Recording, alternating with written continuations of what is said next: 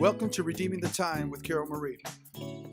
Redeeming the Time is a series of purpose-filled insights for you to redeem God's time with fresh revelation from the Lord. Stay tuned for today's message.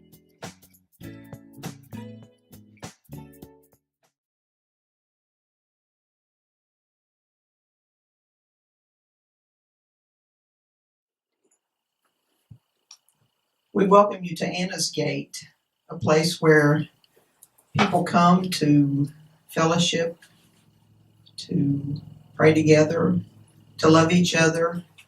Our focus is on ministry to widows and orphans, and we just have a good time together. So if you're ever free on Tuesday afternoon, come meet us at Anna's Gate. Today we're going to talk about identity. And where do we get our identity? How do we improve on what we think it is? And so we're going to look, first of all, in Genesis chapter 1, as is the case. This was a kind of a last-minute thing for me to step in, so no handouts. You'll have to go with me on this, okay? Genesis chapter 1. Well, he said, so God created mankind in his own image. And right before that, he said, we will make mankind in our image, after our likeness, and have dominion over the fish of the sea, over the fowl of the air, over the cattle, over all the earth, and over every creeping thing that creeps upon the earth. So God created mankind in his own image. He created him in the image of God. He created them male and female. We're not going to go there, but we could. He created man, and he blessed them. And he said to them, be fruitful and multiply. The image that we were created with, the image of God. Something happened not too far in. The image wasn't enough. You ever felt like you were never enough? You never had enough? That word enough? Well, the serpent convinced Eve that she didn't have enough. And there's all kinds of different ways to tell the story. But the truth is, it wasn't the first time Eve looked at that fruit.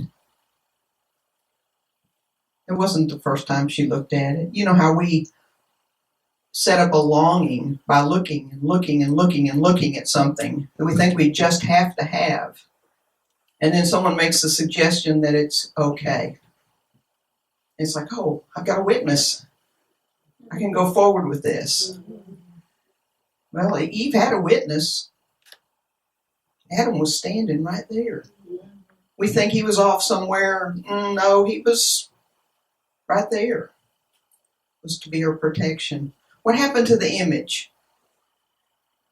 What happened to the image was when she chose the fruit and gave it to Adam, they began to decide what was good. We think, oh, and then they knew about good and evil. But the truth is, they became the ones who judged what was good and what was bad. That's not what we've heard, is it? That's not the story we've heard. And now we look at the world and we go, there are people out there that think the worst things are the good things. We cry over the animals, but we don't cry over the babies. Yes. It's good to take care of animals, but because of someone's rights, we've gotten it all backwards. But that's what happened. That's what happened to the image. Man began to decide that they, better than God, could say what was good. So when you think about that, it's just where we are today. And to those of us who have been raised in homes where the Bible was the focal point, or you've come into the body of believers and have learned the heart of God, it doesn't make any sense. What people are saying is okay. So we need to realize that the image has been broken. Now, it's almost like dueling images. It's like a dual personality. And I've often said people who have bipolar, it's the war. It's the war of the images. I know there are other things too, but really, when you've got this battle going on inside of you, it's going to eventually take its toll. So we have two images. And I think it was even Billy Graham that told the story. The child asked, "How do I be good?" She said, "Well, there are two puppies living in your heart, and whichever one you feed the most, that's the one that will rule." So that's a simplistic way to say the things that we need to say. What is your image? What's your image of yourself? I started to have you all pull out your driver's license because that's your identity. Or is it? How many times a day do you hear about stolen identities? Yes. Lots. It happened a long time ago. Yes. Stolen identities. The church has been in the business of recovering identities That's good. for a long time. That's good. Amen. So your license, you pull it out, you give it to the policeman if you need to, or wherever you might need to pull it out. And you think you've given them, what they need. But realize that they've got a whole lot more information from that little piece of plastic because it's hooked into a database. Okay? So what's in that database? What follows you? Think about it. Well, what about your identity with God? What about the identity you were born with?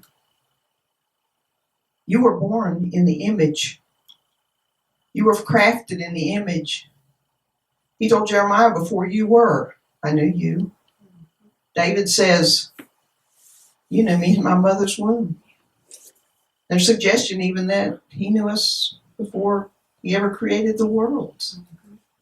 So our identity, our database, is not just what's attached to our driver's license. We have a database in heaven.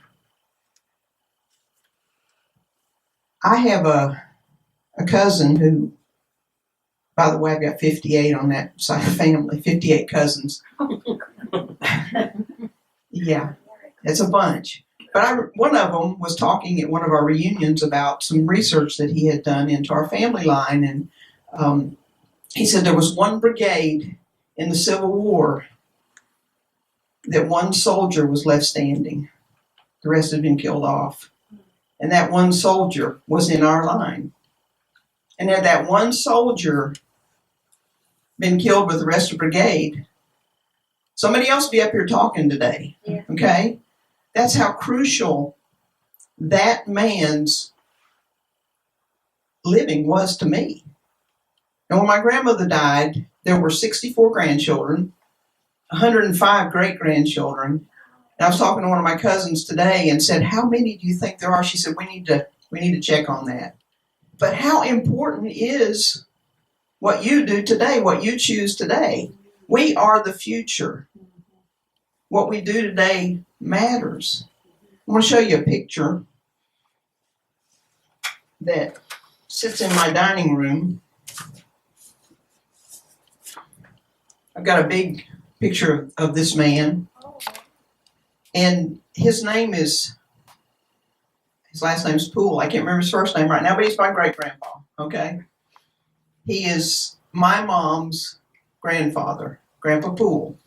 He was a minister, and he had two families. His first wife died. My grandmother was in the first family, and then he had several children after. But Grandpa Poole was a very stern man. He was a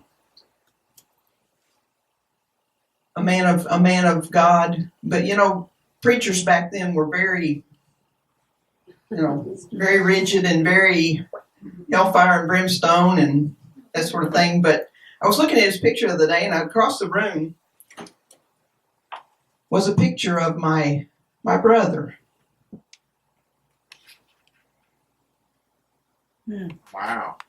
His name's Doug Jewett, and he reminded me of somebody. Can you see any resemblance? Yeah. You may not. I'm not trying to create something that's not, but to me, I was like, wow, Doug, you look like Grandpa Poole. So it just was interesting to me how important lineage is, how important it is that we know that we came here the way we came here by divine design. One man out of a brigade was saved to create this huge family that I'm privileged to be a part of. What's your story? What's your line? Sometimes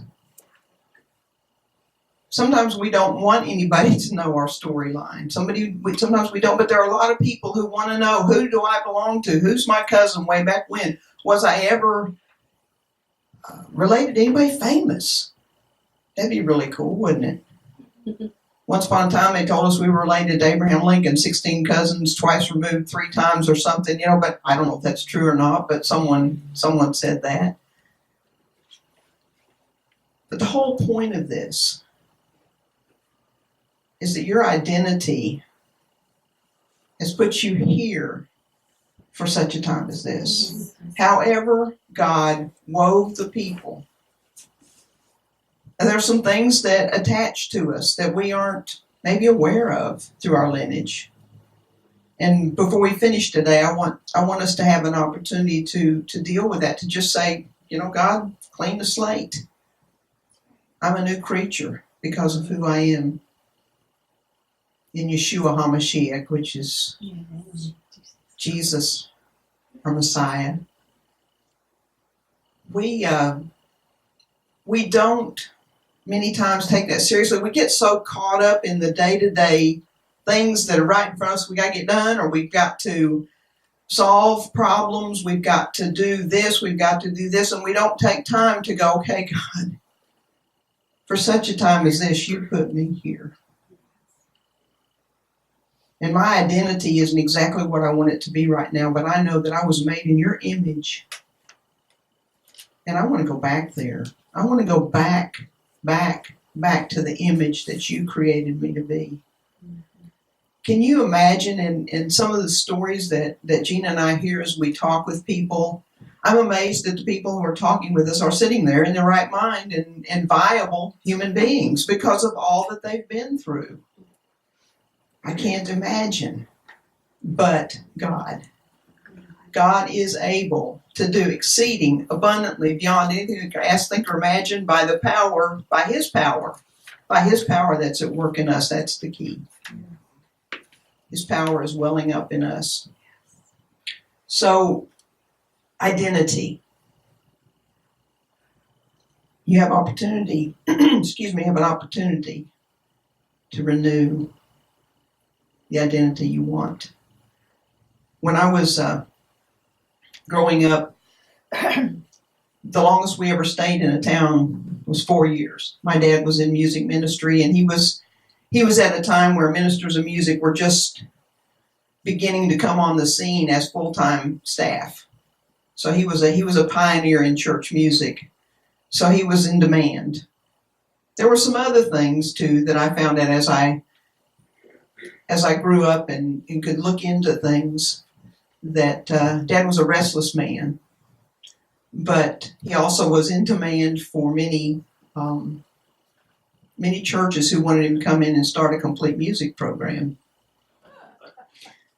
4 years that I went. We'd be in a town, then we'd be in another town, everywhere from started out in Dayton, Tennessee, went to Minnesota, went to Ohio, went to Florida, back to Tennessee, to Georgia. And my identity was always being uprooted. And it caused some difficulties in my life because I'm an attacher to people. I love people. I want to get to know people. I want to be in relationship with people. 4 years out of here. So there was no continuation. The only continuation we had was when we'd go to see cousins in the summertime, grandparents and cousins. So my identity changed all the time. One identity that didn't was I was the minister of music's daughter, and we went in and we were in an instant family, a church family. But they'd all been together all their lives, and you had to try to figure out how to fit in. Yeah. And it made it difficult, and it created some not so good situations. It caused me to rush relationships. I would want to hold on too tight. I destroyed a lot of relationships by doing that. But I didn't have time to establish my identity. I was Alan Jewett's daughter. He was the minister of music over at the church. So we all have come through some things. But I want you to know that you know that you know that you know that ultimately when you stand before God, it's just going to be you and Him. He used our parents to get us here. Okay? But He got us here because He had a plan. He had a plan for you. We talked about it the last time Gina and I spoke, I think, was that we're His workmanship. We're His treasures. We are His masterpiece, created in Yeshua HaMashiach to do good things, which God ordained before. He ordained before. He's got a plan for you. He wants you to walk in the plan that He has for you. How many of you have ever thought, if I could just do what she does, then I'd be okay? How many of you have ever compared yourself to somebody else? Okay, that doesn't work in heaven. Because nobody, either before or after, can do what God put you here to do. He has a task, He has a plan for you. But the most important thing is relationship with Him. Our identity is all wrapped up in the fact that He wants to be our Father. He wants to be our Daddy. And that's a huge hole for many, many people. You know, because we want so much for our earthly daddies to love us and to be there for us and to create an atmosphere of love. My dad was not only a minister of music, he was a minister of youth, so he was everywhere I was, you know. But he was everybody's. He wasn't just mine. And so I missed him. Just me and him. Not all the time, but a lot of the time. There's no perfect set of circumstances. So when you stand before God, it's going to be just you and Him. Just you and Him, and He's going to say, I made you for the exact time that I put you on the earth, exactly the way that I put you there. His plan for you has everything to do with what you've come through. Carol Marie put it in the Cup of Empowerment yesterday about turning and comforting others with what we've been comforted with. What you've been through, what you've come through, what you've experienced gives you authority there. Whatever you've been through, whatever you've conquered with the power of God, means you can turn and offer a hand to somebody else. If we don't get so busy and so tied up in our stuff. Tell you, there's nothing like seeing it face to face to see what happens with people's stuff. They go, we got out with our important papers. Everything else is underwater. What's important?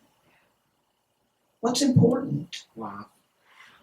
Life, people. God put us here for people. If it weren't for people, we'd be out of here. So, in the song that I played for you, what washed over me when I heard it was, in Him we live and move and have our being. In Him we live and move and have our being. And that's in Acts chapter 17. Think about it. In Him we live. Does He feel welcome in your home? Have you set up a place to meet Him? We talked about that the last time. About inviting Him for coffee in the morning. And God speaks to each one of us differently. I've got a friend that takes dictation from God. Literally takes dictation. She'll go, here, God gave me this for you this morning, and she's got it all written down. It's like, wow. But God's paralegal. yeah, but her story is so different from mine. She was a Jewish girl raised in an atheist family. She was adopted. And so she had this whole thing going on in her spirit, going, who am I and what am I here for and what? So one day she just said, if you're real, you come. And He did, right into her room. Wow. Awesome. And He gave her some gifts that I don't have. But He speaks to me in a different way. Amen. If you take the time to realize the personality He gave you, the gifts He gave you, and the things that come to your mind, that are unexpected, that it's like, okay, that had to be God because it's true to His Word. He has a unique way of talking with you. He wants an audience with you. Now, Carol Marie's going to come back and talk about going into the throne room. Yes. God wants to come. What did Yeshua say? Behold, I stand at the door. And we just take that as a salvation story and go on. Well, every day He's standing there going, Yeah. if you open the door, I'll come and eat with you. You don't ever have to eat by yourself. Ever. Amen. You do not have to eat by yourself. You sit down and say, yes. God, I see you across the way there. Let's talk. Let's be in each other's presence. I'm going to listen for a while. You talk to me. It's special. It's special time. It's awareness. It's us knowing that we can have His presence wherever we are. So in Him we live, and in Him we move, and in Him we have our being. He says, be still. Be still. Which means cease striving. Stop it. I've got you. You're mine. I want you. I want you. I want your time. I want your face. We need to hear His voice so we know how to live and move and have our being. Because sometimes we ain't being in what we're supposed to be. We're not living and moving in Him. We're living and moving in the chaos, in the rat race. But we worship the same God that when the Israelites saw all of the things that God did to get them out of Egypt, all those things, they saw them, they witnessed them, they lived them. So they're marching out. They've got something to focus on. They've got a leader. They're out of here. And then they start looking over their shoulder, and what do they see? The stirring of dust, which means what? Pharaoh coming after me. Pharaoh's coming after them, and all they've got in front of them is the sea. And you know what? They could have gone another way. That's exactly where God wanted them to be. So if you're up against the sea and the enemy's chasing you down, you're right where God wants you to be. So He can show up and He can show off. Amen. And so as that army is closing in, they're going, What'd you bring us out here to what'd you bring us out here for this for? And the priests had to step in the water, and the water parted.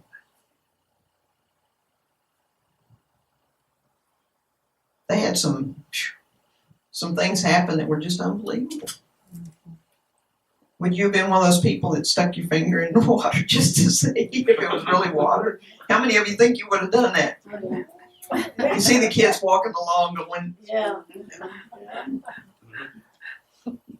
but when it's impossible for us, the scripture says, when I'm weak, I'm made strong. His strength is made perfect in my weakness. Let me give you another thing to ponder here. You know with the verse that says, the spirit's willing, but the flesh is weak? How's that verse make you feel? Weak. Okay, it makes you feel weak, doesn't it? Because you go, yeah, that's right. That's right. Bible said it, so, I can't help myself today. One of the questions we ask is, when does a reason become an excuse?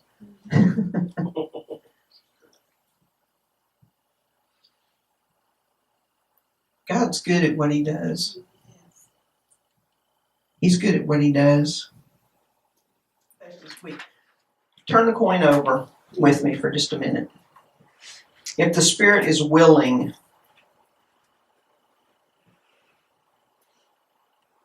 the flesh is weak.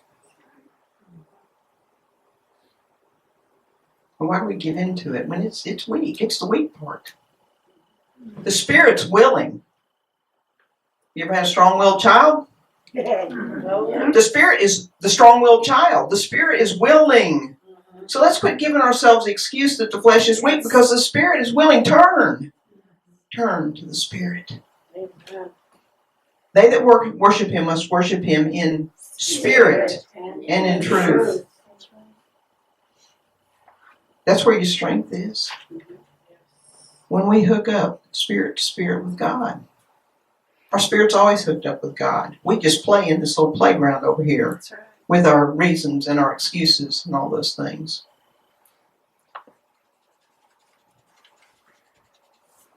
Peter said it best, 2 Peter 1:3.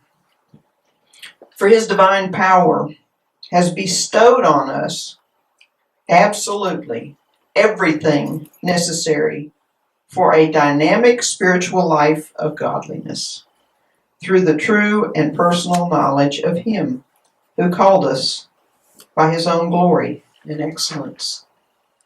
His divine power gives us everything we need.